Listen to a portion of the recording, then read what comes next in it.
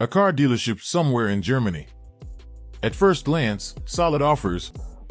But beneath the glamorous facade, there may be huge risks lurking because all of the cars have a bad past. This film takes us from scrapyards in the USA to backyard workshops in Eastern Europe. And he tells the story of ticking time bombs and a questionable role played by experts and supervisory authorities. This is a huge potential danger, with our story begins in Eitorf in North Rhine-Westphalia. My brother contacted me and said, "I'm looking for a new car, would you look up for me?" I said, "Yes, let's send me the link, I'll take a look at it." Based on the values in the ad, it sounded pretty good. The car was about €3,000 cheaper than a normal German retail price because it was an imported vehicle. A BMW X4 built in 2018, in excellent condition, for just €45,000. A dream car within reach. Yes, he looked at the car and entered into sales negotiations, as one does in a normal sale, and then he bought the car sometime in the next few days. But after a short time, problems arose. A strange cracking noise from the rear of the vehicle that always occurs when cornering. His brother asked Ulrich me to take a closer look at the car, because he's an expert and trains appraisers. You have an ear for vehicles straight away. Whether it's an engine that's being started or even when driving, you quickly notice certain noises that aren't typical, that don't belong there. And it could have been that the car had been standing for a while. Shock absorbers, things like that. He doesn't want to be on camera, the whole thing has upset him too much. During his research, Ulrich Kalitz also checking the car's history on the internet using the chassis number. Special companies offer so-called history reports, a kind of virtual vehicle file. I discovered that the BMW had apparently been in a serious accident in Florida in April 2018. The car is listed there as a total write-off. There are even photos of it. They show massive damage. Actually, I still didn't want to believe it at the time, and I said, if that really is the vehicle, then the thing was a total write-off, the front and sides on the right and left, and was then put back together somewhere, repaired or patched up. That was a shock, a huge shock, because of course he hadn't expected it. Well, to put it bluntly, it's like telling someone, you've bought a dead car. You've spent money on something that's not worth it. For a pile of junk. I investigated the matter and find out much more. An unbelievable story, an isolated case. The range of U.S. imports with German registration is huge. And many dealers make no secret of the origin of their vehicles. Repaired previous damage, re-import with German registration, and new MOT. It's almost difficult to find a used U.S. import that doesn't have these features. But how safe are these vehicles? How does the business with American accident cars work? We set out to search for clues and visit car dealerships in various federal states in Germany. This dealer caught our attention with his extensive range. We want to take a look at it. An elegant shop. The dealer specializes in German premium brands and U.S. sports cars, all imports from the USA. The cars look promising. The prices are also quite reasonable. For people who can't get a new one at the moment because the manufacturers can't deliver, it's not a bad alternative. Like this 4-year-old Porsche Macan for less than €56,000. An attractive price. The vehicle identification numbers are clearly visible on U.S. cars. We want to have them checked to find out more about these imported cars. And that is here in Munich at the company Carfax. No other company in the world has a larger database when it comes to the vehicle history of used cars. The so-called Carfax report is, unlike in Germany, an indispensable standard in many countries. But you can also buy it online here for around €35. Carfax stores vehicle histories such as changes of ownership and mileage, and documents every accident damage in a database. The information comes from the police, workshops, and insurers. The company has collected more than 14 billion pieces of data on U.S. vehicles alone. In Germany, such information plays no role in the registration process, with fatal consequences, as we will see. The managing director of Carfax Europe is Frank Brecking. Without knowledge of vehicle histories, he says, there is a risk, particularly with US cars, that people will unknowingly buy expensive used cars that have hidden and often massive previous damage. He shows us the report of one such imported vehicle that was sold in Munich. We have a vehicle here from a German premium manufacturer, an Audi TT, of US origin. And you can see from the history of many other factors that there was already damage here in 2013, for example. Then there was another damage here, which was a bit more serious, so it was the second accident. And then finally in April 2014, it was a total write-off. So now there have been 3 accidents? There have already been 3 accidents. And because of this total write-off, this vehicle was taken off the road by the registration authorities on the same day, with the significance in this case here in Michigan. That means it is not allowed back on the road because it is no longer technically reparable? Exactly. So, what did the car look like? Front damage, you can see very clearly here that the airbag was deployed. Completely destroyed. Boeing estimates that there are currently more than 100,000 of these US vehicles, which were previously totaled, on German roads. And he shows us other examples from his field. What we see here is also the pattern that the majority of BMWs, Mercedes, Porsches, Volkswagens, and Volvos of this world are then exported from the USA. These are premium vehicles here in the Western European market. And of course they find buyers quickly. So I have a gigantic offer, and I have the processes, the structures. I also have the processes at the ports in the USA where I can ship this. I always call it this lump of scrap, and then to the big ports in Western Europe. That means they have to be high-priced vehicles so that the business is worthwhile later on when it comes to resale. Working wants to research the chassis numbers from our samples and report back to us. The result surprises us. All of the chassis numbers from our samples from various dealers belong to cars that have already been in a serious accident in the USA and have been taken off the road there. This is called a total loss there. We learned that in 2021 this Porsche Cayenne was auctioned in the USA for around $13,000. Now it's in a dealer's window for almost 80,000 euros. We want to confront some of the dealers with our research and drive there again. Are customers always informed about the true extent of the previous damage? What justifies these prices in view of the history?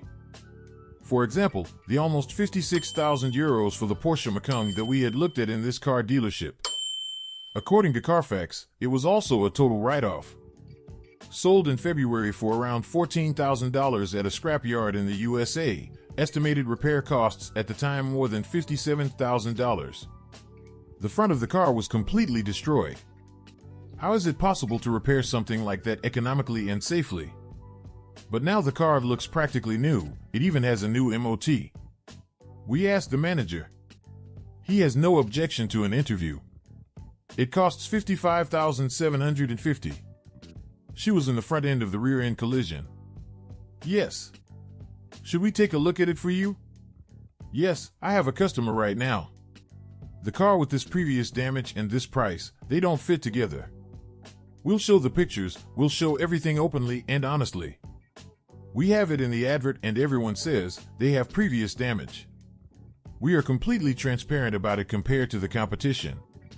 What do you mean by competition? How do they do it? Sometimes they sell them without an accident. They don't show the customer the pictures. What we notice is that such cars are often sold on behalf of the customer. The car dealer only acts as an intermediary. That raises questions. Wouldn't you sell a customer order here because I somehow have a new container with valuables? That is, you don't have to come at me with that announcement. Otherwise, unfortunately, you'll have to send them out. We can talk normally if you like. Yes, but something like that, no, you don't have to accuse me of that, please. Yes, although as intermediaries, car dealers don't have to guarantee anything. But people pay 57,000 euros for a car like that? It varies. Maybe they'll renegotiate or something like that. But I have 3 sales contracts that are being written right now and they're all okay. Those standing here in the yard have seen the pictures of the accident. Do you know how the car was repaired or by whom? We can talk about it if you like. But I'm with 4 customers right now, and because customers are our top priority, we can talk about it later. We see whether our car is all lined up neatly. It also has major damage to the front. You see the gap dimensions. Despite a Dodge Challenger that doesn't have the best gap dimensions from the factory, you see how it stands. Yes. We're allowed to look around a bit, and we do. Then the dealer shows up again and makes us a suggestion.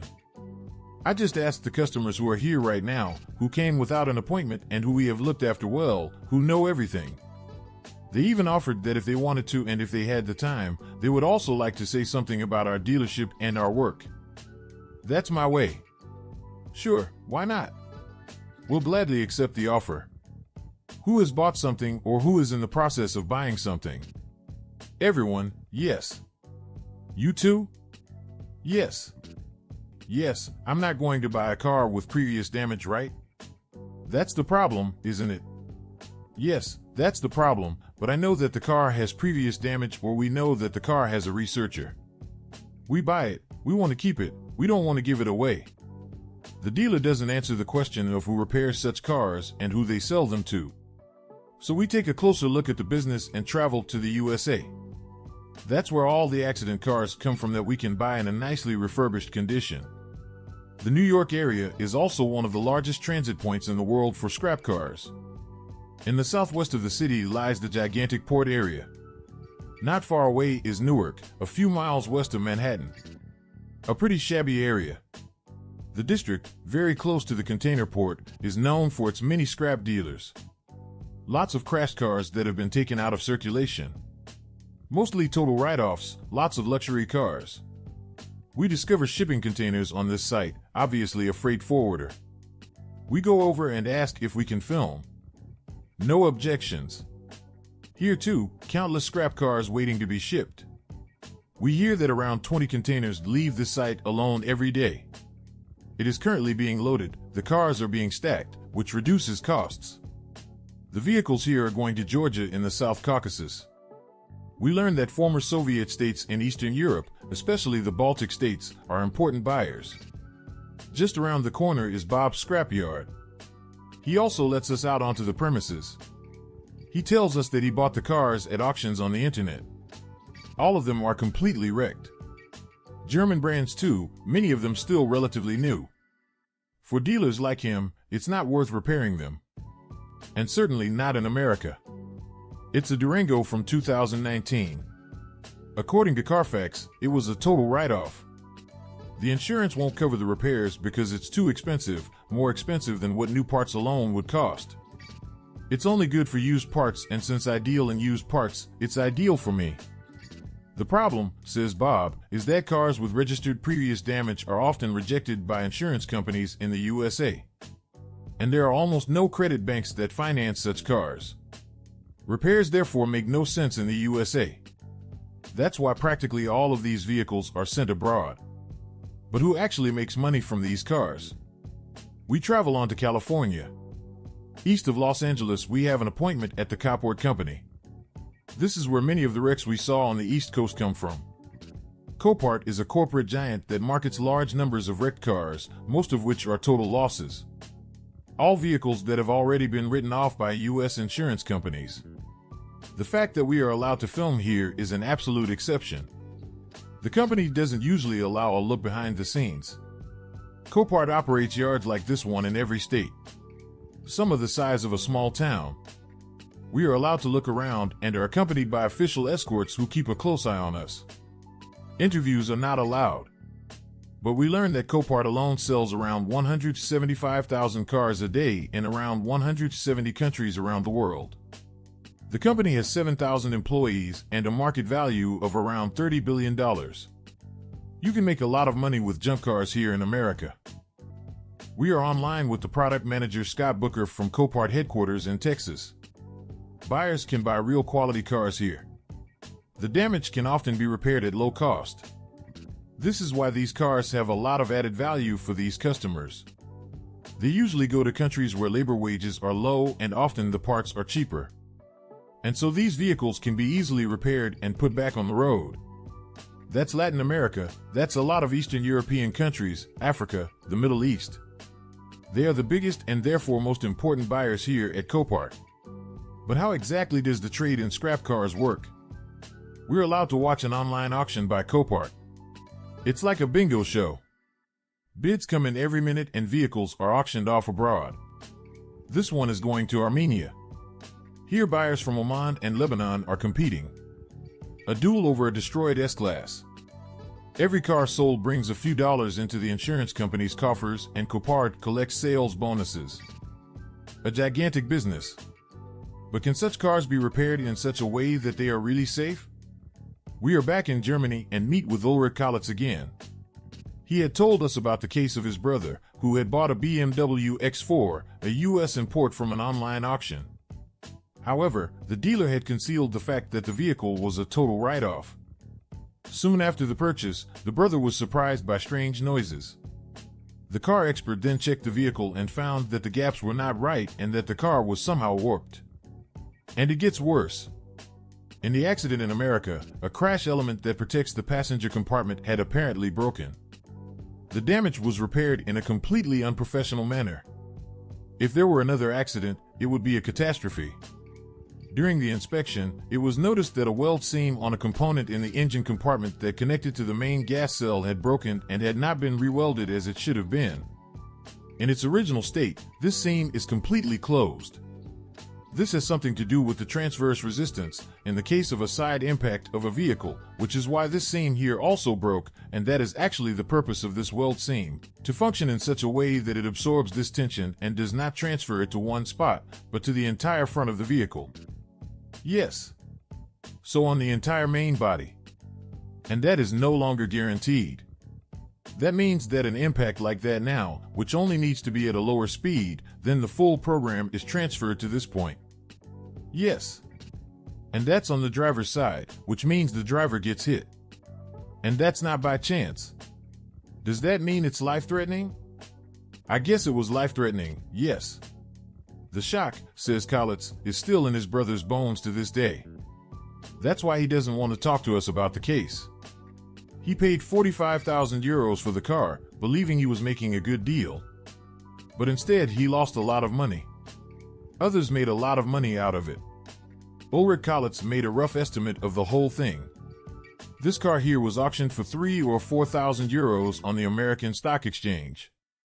That is what the person who bought the car pays for. Then there are the transport costs, loading containers, and then here to Germany or via other channels, be it via Poland or Lithuania. That will cost us 10 at most, so really well calculated 10 or 12,000 euros that he had to invest in this vehicle. For the import, for the repairs probably, right? Or what was it again? Yes, so roughly speaking, he would get the car here to Germany and then somehow end up here with cheap parts. And it was sold for 45,000. So 35,000 euros profit? Well, they make 30 to 35,000 euros profit on a car in that class. That's why it's worth it. But who are the people who buy and repair such total write-offs? How can you make so much profit from accident scrap? We travel to Lithuania, where business with US imports is supposedly booming. Our destination is Kaunas in the northwest of the former Soviet Republic. The city is considered a hub for the trade and processing of US scrap vehicles. In fact, we don't have to look for long, and while wandering through the city we happen upon this workshop in a residential area. A US sports car is being worked on in the garage, a recent model, obviously with serious front damage. We asked the boss if we can film here. He doesn't mind. I repair cars that look more or less like this one. If possible, the damage should be at the front, even if it looks bad. It's basically a component and then it's relatively easy. You expose the frame, the bread wings come off, the radiator. Then you pull it out again and then you put it back together. This vehicle is also a US import. The longitudinal beam, highlighted here graphically, is badly damaged. A safety-relevant component that absolutely needs to be replaced. But such vital parts are often only repaired in a makeshift manner. This video shows this. The damaged beam is simply straightened out again. If there is another accident, there is a risk that the component will collapse. This can be extremely dangerous for the occupants. We often hear that even defective airbags are not replaced. And the quality of the spare parts is also compromised. There are lots of cheap parts, especially body parts, which often come from Taiwan or China. An original hood would cost $2,000, but these only cost $500. Okay, the quality isn't as good as the original parts, but hey, it's good enough. You wouldn't go to all that trouble for a cheap car, but if you're going to get 40 or 50,000 euros out of it, why not? There are a lot of people who get American cars. The Czech Republic is also a good place, but Germany is the biggest buyer. What we see in this workshop is completely legal. But there are apparently a lot of black sheep, we learn. On-site visit to the Kaunas Criminal Investigation Department. The authorities regularly carry out raids on car repair shops in the area. Alexei Gubenko shows us a current investigation. The car parts stored in this hall were all stolen and were to be used to repair American scrap cars. These goods were confiscated. The perpetrators are in custody. Here is the oldest spare part from a 2-year-old car. These are parts from Mercedes and BMW, all high-quality vehicles that were on the streets in Germany just 6 months ago. The stolen goods are often specifically ordered from Germany, Alexei Gubenko tells us. Criminal bands then go around this country, for example in underground garages, and literally dismantle luxury vehicles. These are parts for the interior, for the bodywork. Back there you can see seats, parts of the dashboard, and frame parts. All of this is used for repairs or to reassemble these crashed cars. The police have been dealing with deliberately stolen or counterfeited components for a long time. Alexei Gubenko takes us to a site for confiscated vehicles. Many of these have been repaired with stolen parts. In this case, a man was arrested on suspicion of criminal activity. We found this car in his garage that had been put together. Later investigations showed that some of the spare parts used had been stolen. They even came from 3 different countries. The business of total write-offs from America, says Gubenko, is a real nuisance. The police can hardly keep up with the investigations. There is a black market in Lithuania that serves practically all of Eastern Europe. It is usually intermediaries who procure the stolen parts and organize everything. But Lithuania is far too small as a country for this huge market of stolen goods that come from Germany. Only a small part actually ends up here. The majority goes to other countries in Eastern Europe, the big ones with their little brothers, Asia, or the former GOS states. The authorities here estimate that in the last 5 years, almost 800,000 accident-damaged cars were exported from the USA to the Western and Eastern European markets. Repairing total write-offs is not illegal. Some workshops work fairly and correctly. It only becomes a crime when repairs are not carried out professionally, vehicles are not roadworthy, and buyers are not informed about the history of the cars. But shouldn't that be obvious? After all, a special full report is required for the registration of used U.S. imports in Germany. The German MOT, for example, takes care of this, supposedly even on site in Lithuania. We find a corresponding note. He advertises with MOT Nord.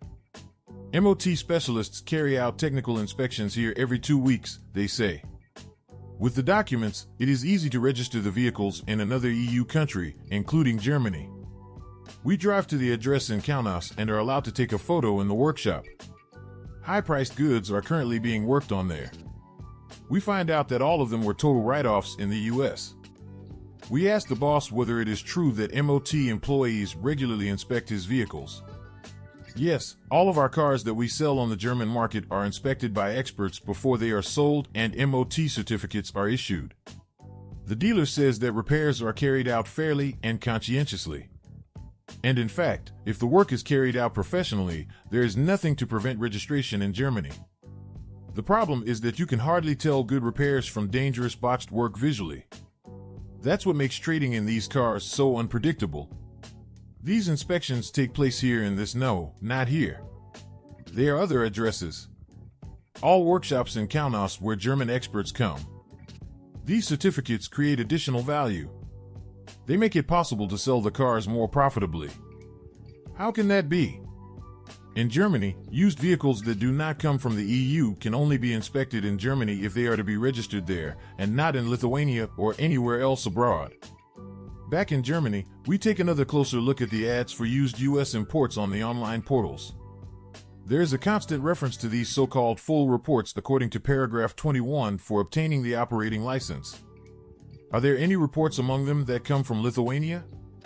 Does the MOT actually carry out inspections there? When asked, MOT Nordens confirmed that they inspect vehicles with possible previous damage on site for compliance with regulations, road safety, and environmental compatibility according to paragraph 21. And thanks to the designation as a European technical service, inspections of motor vehicles are possible throughout the EU. What is MOT Nord allowed to do and what is it not allowed to do? The Federal Motor Transport Authority, which appoints such technical services, tells us that it is not the competent authority. We should ask a competent supervisory authority. In the case of MOT Nord, this is the Lower Saxony Ministry of Transport. Does they know what MOT does in Lithuania? We are curious to hear the answer. But first we are driving to the northeast of Bavaria.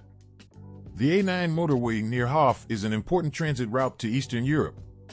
We have arranged to meet the police here.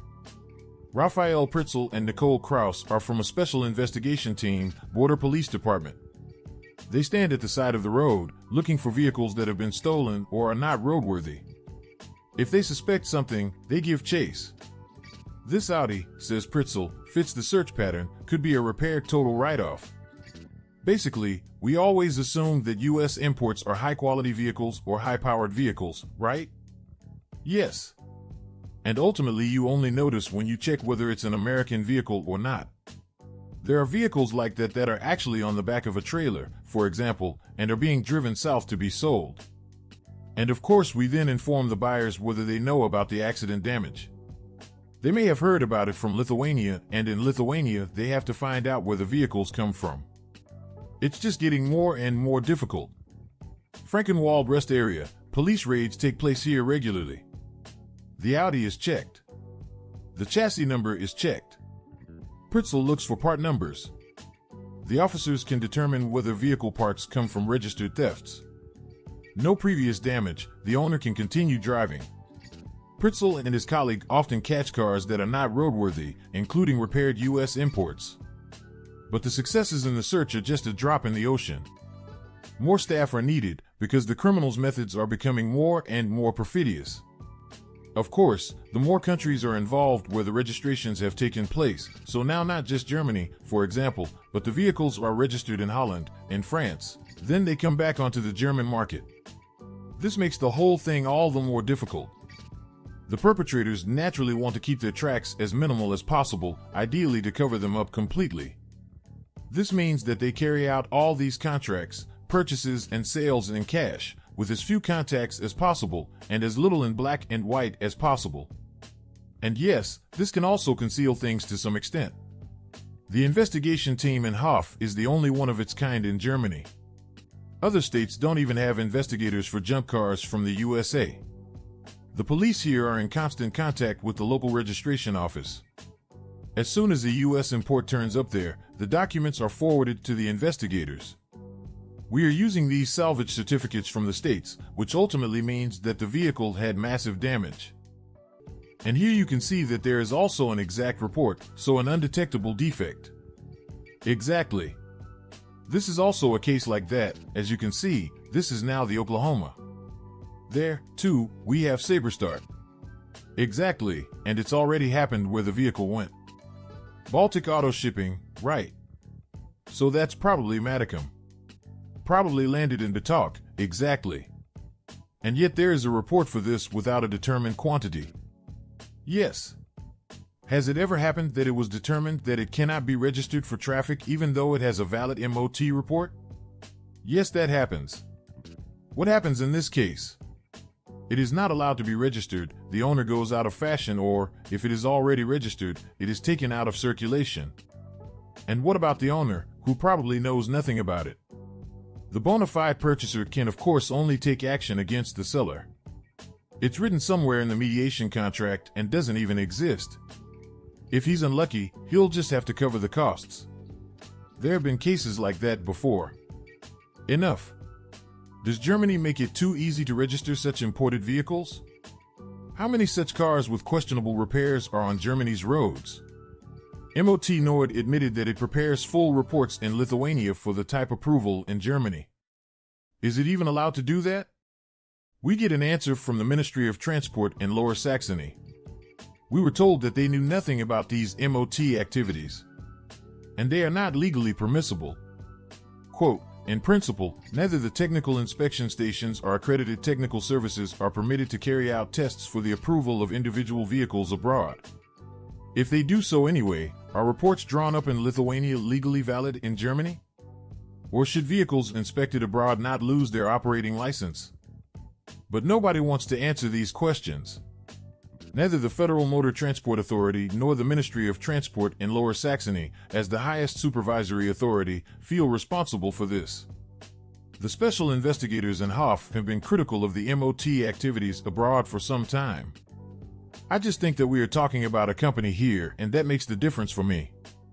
It is not an authority in the true sense of the word, a state authority. They only act on commission and do the reports or general inspections or whatever. I don't know what other reports. Reports on behalf of foreign customers for registration in Germany. A lucrative business for certifiers like MOT Nord. And there's something else that bothers the investigators. They would like to have legal access to a database to check the history of a vehicle, like in Scandinavian countries or the USA.